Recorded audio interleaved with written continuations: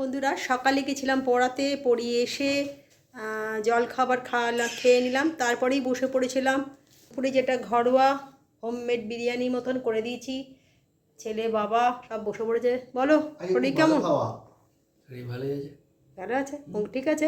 খাওয়া দাওয়া আজকে যেটা হচ্ছে এখানে হয়েছে বিরিয়ানি, আর এখানে হয়েছে গ্রিন চাটনি করে দিয়েছি, আর স্যালাড আছে, আর হচ্ছে এখানে কালকে টমেটোর চাটনি, যেটা ওরা খাবে না, গ্রিন স্যালাড দিয়েই গ্রিন চাটনি আর স্যালাড দিয়েই খেয়ে নেবে।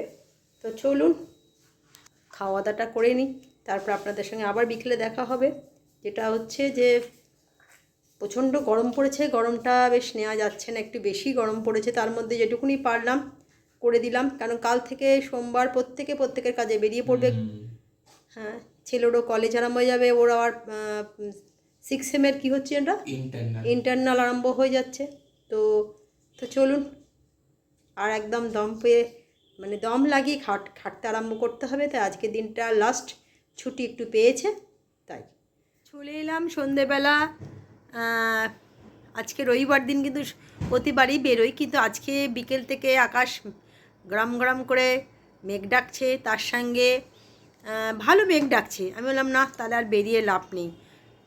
তো ছেলে বাবা দুজনে একটু বেরিয়েছিল, গিয়ে যেটা হচ্ছে দুজনে একটু বললাম খাবার দাবার কিছু নিয়ে আসার জন্য।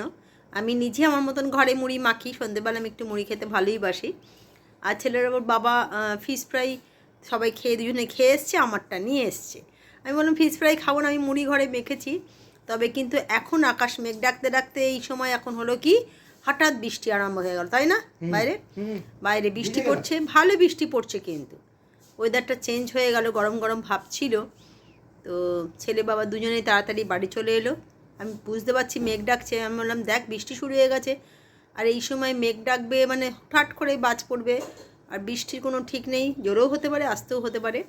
তাই আর বেশি করে বাইরে থাকতে বললাম না, চলায় ঘরে এক হয়ে গেছে। এখানে আমি আমার মতন করে একটু মুড়ি মেখেছি, এই যে কাটলেটটা নিয়ে এসছে।